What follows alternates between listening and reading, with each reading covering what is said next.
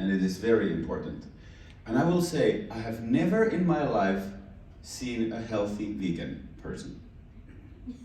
This is a challenge. If you are vegan, please come to my consultation. Let's see if you are healthy. Because I have come to observe that there is no healthy vegan person. They are all immunocompromised. Ghee is very, very important. It is one of the key foods for immunity. Second is Chyawanprash, the Ayurvedic herbal fruit paste or jam. So Chyawanprash, 1 teaspoon morning, 1 teaspoon evening, or throughout the cold season. So only in the summer I'm not eating Chyawanprash, the rest of the year I'm eating Chyawanprash. Third, vitamin D. We are living here in the darkness. We have sun only available from May to end of July or mid-August. So the rest of the year we don't have sun available. Our skin cannot produce vitamin D without sun. So in the winter time, 9 months of the year, we have to take it from the jar. And it is very, very, very important. Particularly for our Indian community, you must take vitamin D in Finland. It is necessity. You have to take, and you have to tell everyone to take it in the winters. And don't listen to the Finnish authorities. Their recommendations are rubbish. Don't follow that. Follow the Estonian or the USA authorities. Their recommendations are correct. So this is your hint. Okay, but I thank you for these little nice hints, and please, you may start. Thank you.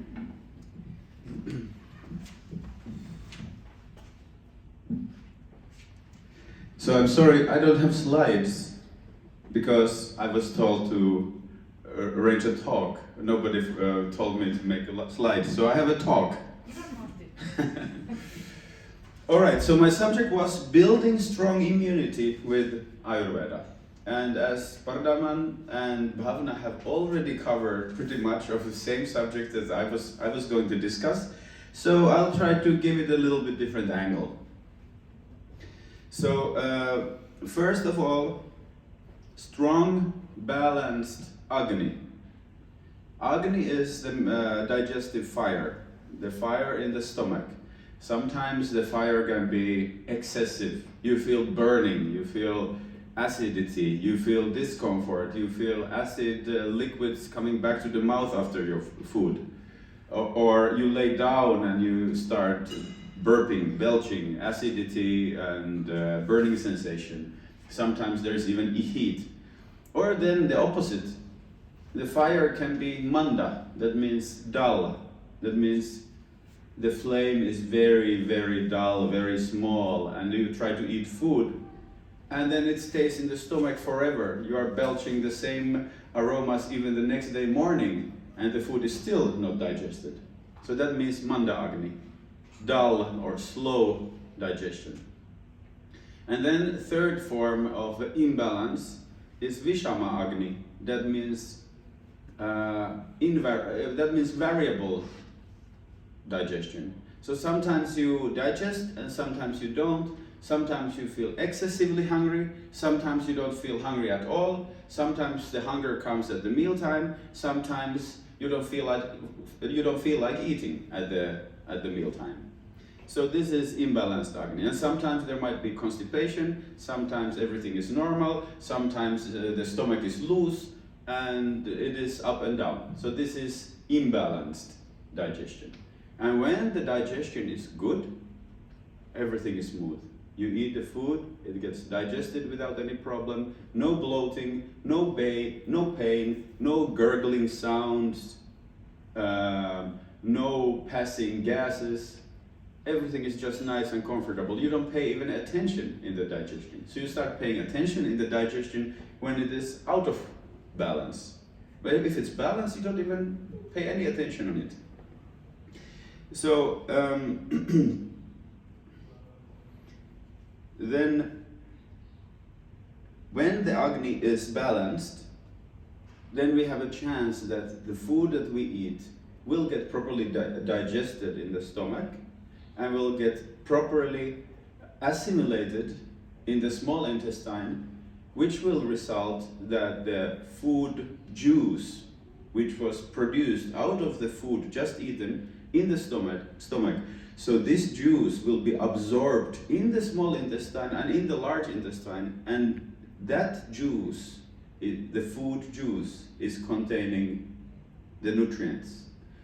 In Sanskrit it is called ahara rasa. Ahara means food and rasa means juice. So it is food juice, and in Finnish it's called ruoka sula. That means food, melted food.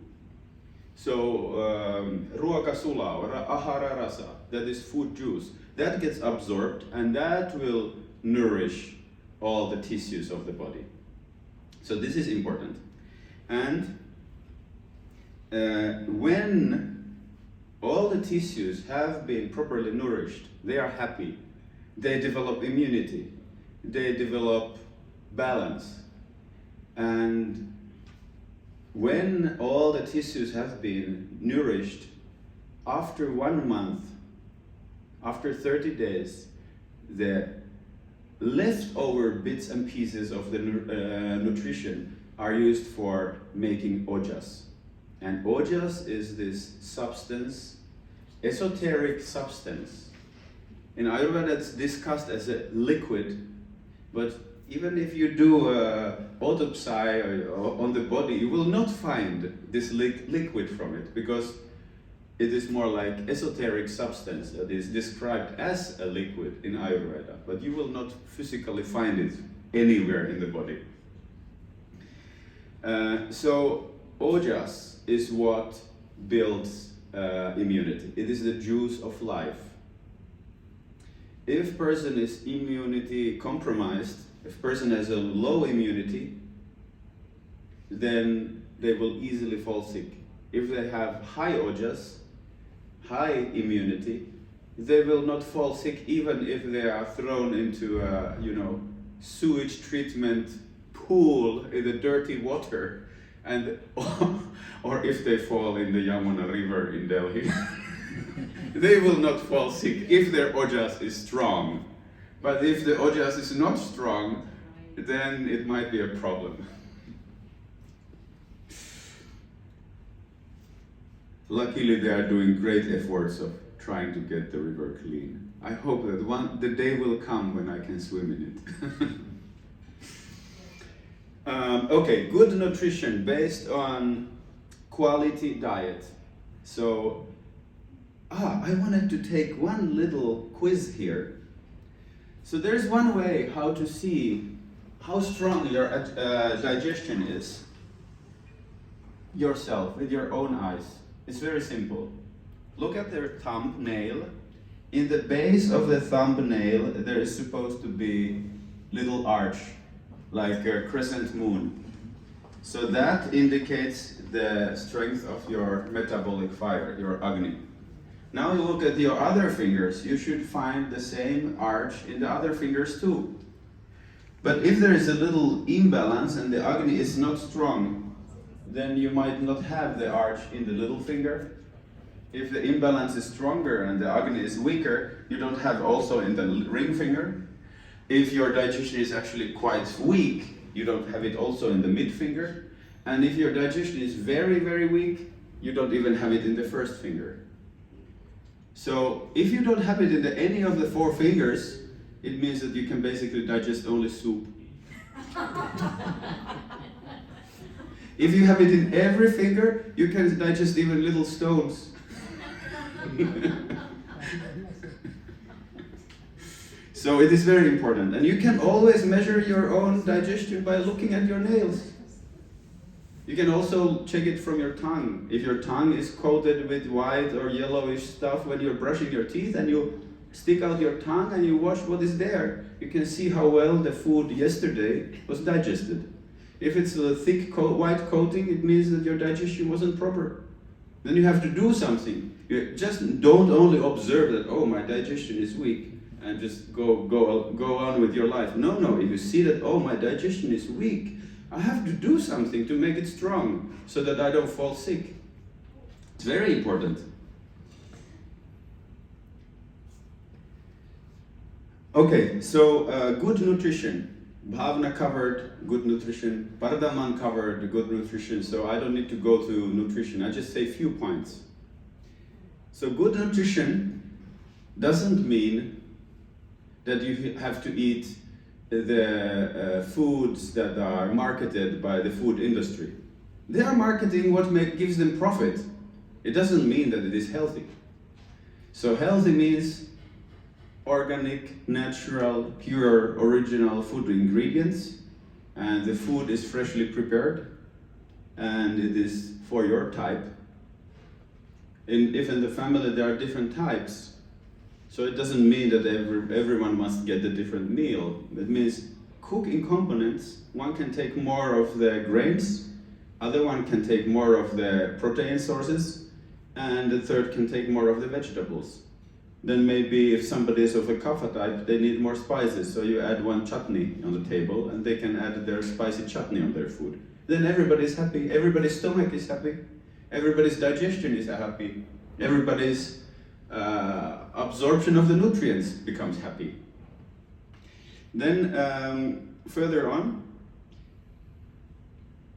there is, when the nutrition is strong, the bodily tissues are properly nourished. So it is the plasma, the blood, the muscle tissue, the connective tissue, the bone tissue, nervous tissue, and reproductive tissue. So food is used for giving nourishment for all the bodily tissues, and the tissues are forming the inner organs. So also the organs get nourished through the tissues. So now when we have nourished our body properly, all the tissues are properly nourished, then the tissues are happy, and as an end product they will produce ojas. And now to increase production of ojas, few things are needed. So first, the basis for it is that your agni is strong. Second thing is ghee. So ghee is really the number one best food ingredient for improving agni, for improving ojas, improving immunity. Then there are these almonds, dates, figs, raisins. These are also immunity boosting foods. They should be eaten in moderation. So like it's better to take a little bit every day than to eat a huge bag at once. If you eat huge bag at once, you lose the benefit. It becomes toxins. And then the body has to eliminate it. Oh, yeah? Yeah, I have one question about the ghee, and then we have the high cholesterol, how they go in hand in hand. It's a bit dangerous actually. Okay, so high cholesterol is not caused by ghee. It's caused by many reasons. One is weak agni. When the agni is not strong and the person is eating fats and carbohydrates, they are converted into cholesterol. So the agni has to be strengthened. And then also, many people think that butter is the main cause for high cholesterol. This is what the modern medicine or the modern food advisors are telling. But it's not correct. What is correct is that the chief culprit for high cholesterol is red meat. Second is eggs. Excessive eating of red meat and eggs is one of the main causes for high cholesterol. Then if person is not eating these things and still the cholesterol is high, then it might be that the person is eating a lot of sweets, ice cream and bakery products, which actually do not contain much of cholesterol, but the sweet is converted by the liver into cholesterol in the body. So excessive sugars, excessive carbohydrates can cause high cholesterol. Ghee doesn't increase cholesterol. So if person has normal cholesterol levels, it's completely safe to take even high amounts of ghee and the cholesterol will not rise. If a person has dangerously high cholesterol levels, then it is not advisable to start taking high amounts of ghee. First increase the agni, increase the digestion, reduce the cholesterol, and then start taking ghee. Ghee will not rise your cholesterol. Butter will rise cholesterol, and something happens in the process when we are making ghee out of butter, it changes. And the ghee will not rise the cholesterol, whereas butter will. So that is the difference. Sorry, I have a question. Yes? So I've also heard that the way you eat, the way you consume like butter or ghee is something important. So, for example, if you're heating it on a high temperature, like frying things, so what does that has an effect on the body?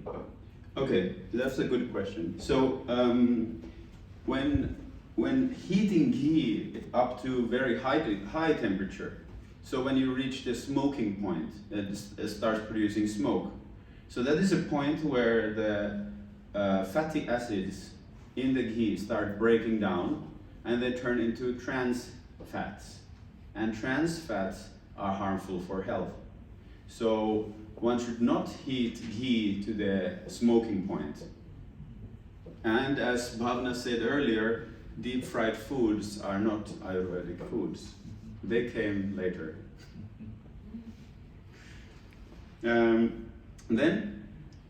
So ghee, then comes Chyawanprash.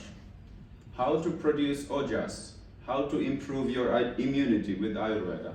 So Chyawanprash is commonly available Ayurvedic herbal fruit jam, 1 teaspoon morning, 1 teaspoon of evening. I think many of you know Chyawanprash. Should I ask how many do know? Okay, raise your hands. Who knows? Who has tried Chyawanprash? Who knows Chyawanprash? Raise your hand. Indians or Finns? Both? All. Okay, we get about half, maybe 40% of the hands. I don't know. What is it? Se on sellaista hedelmäyrttitahnaa. Näyttää mämmiltä, maistuu ehkä luumuhillon ja piparkakkutaikinan sekoitukselta. Saa Intian marketista ja tulevaisuudessa rohto-ayurvedalta, saa purkaupasta ja ruohonjuuresta. CHYAWAN, se on vaikea kirjoittaa. Chyawanprash. Yes? Is it good for every body type? Yes, it is good for every body type. If you are overweight, if somebody is severely overweight, Chyawanprash contains sugar. So, or if somebody is diabetic, it contains sugar, so that is only concern. So, with those limits. Then, next item for improving the immunity is honey. So honey is also immunity booster. Just adding honey in your dessert or adding honey in your herbal tea or just taking the honey like that or mixing it with some herbs and eating it from the spoon. Honey is an immunity booster. Then basmati rice, surprisingly, improves immunity. When you don't overdo basmati rice, when you eat just enough for your appetite, enough your needs, it has a capacity to slowly improving your immunity. Why basmati rice? Why not jasmine rice? Basmati rice has been recognized in Ayurveda to be very balancing variety of rice. Jasmine rice doesn't have that kind of balanced nutritional profile. But that would need more research. Maybe there is some research paper, but I didn't specialize on that. Then there are some herbs, immunity boosting herbs. Does anyone know which are the immunity boosting herbs? Tulsi. Very good. Tulsi is on my list. Yeah.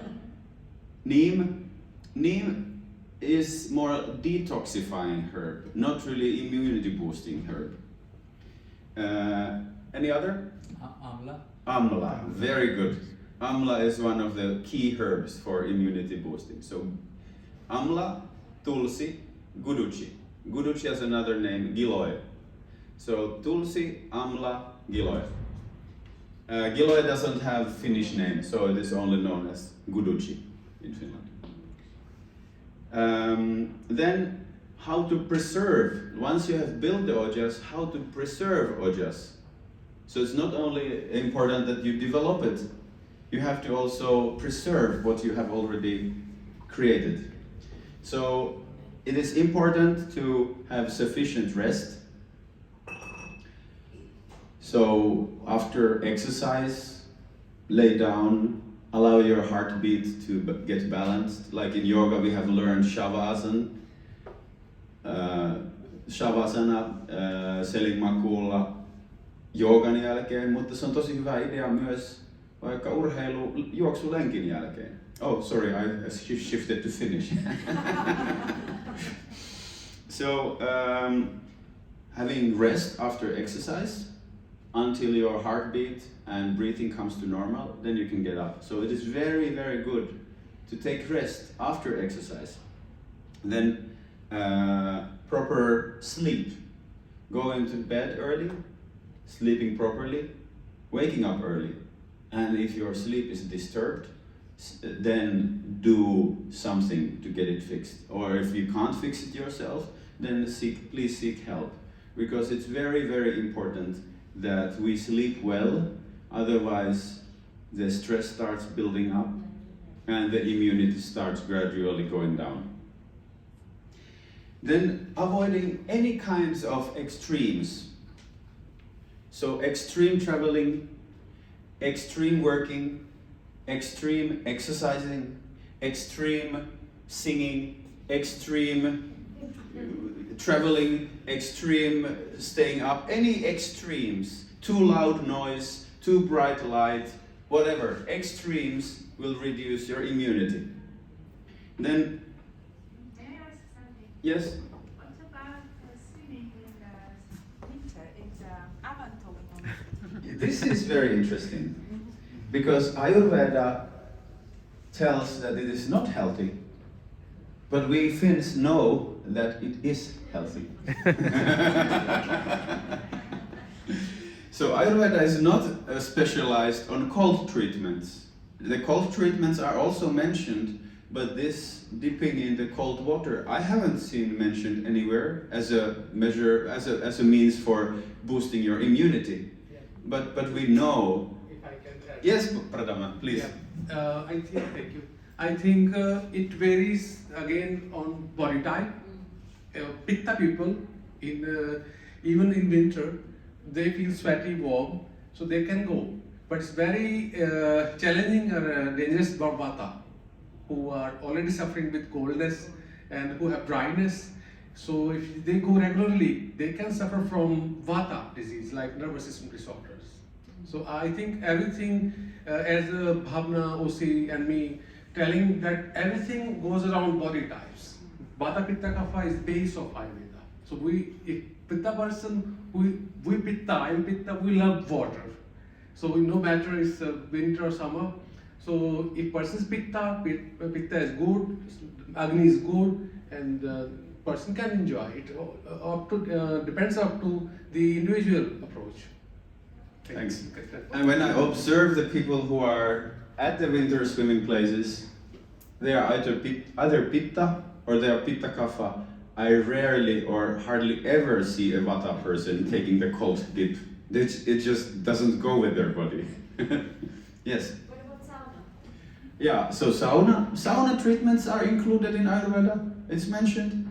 So sauna is definitely a healthy practice. It helps to detoxify the body. It increases sweating, so with the sweat, toxins are removed. Then it brings relaxation. So generally after sauna, you get a very good sleep because you are relaxed.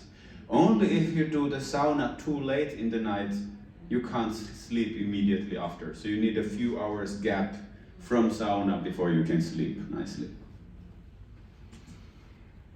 And then my last points.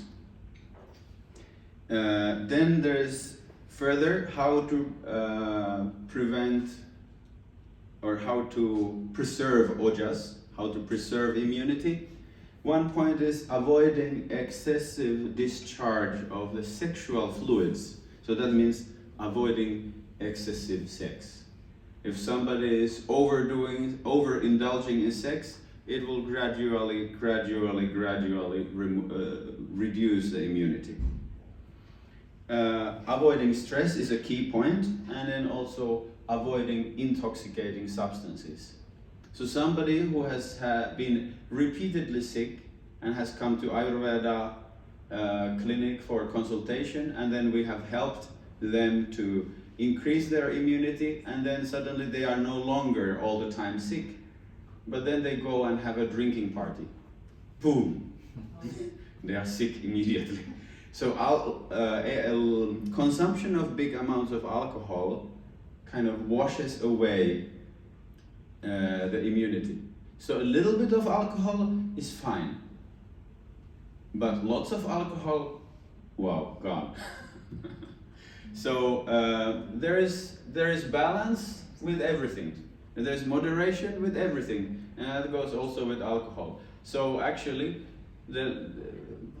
if one is using alcohol, Ayurvedic advice is 1 or 2 spoons only, diluted with water, not a bottle. Okay. Any more questions? Yes, Olga. Oh, yes.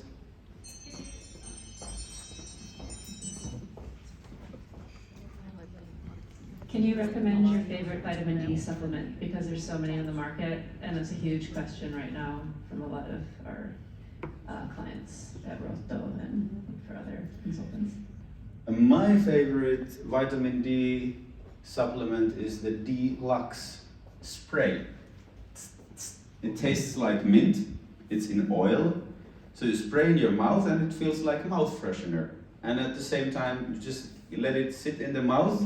It tastes like mint, and at the same time that vitamin D gets absorbed directly from the mouth. So that won as a best vitamin D supplement prize about 4 or 5 years ago. So that is very nice. There are many other good ones. As a vegetarian, I don't want to eat supplements which are made from fish oil. So I'm not taking any fish oil based vitamin D supplements.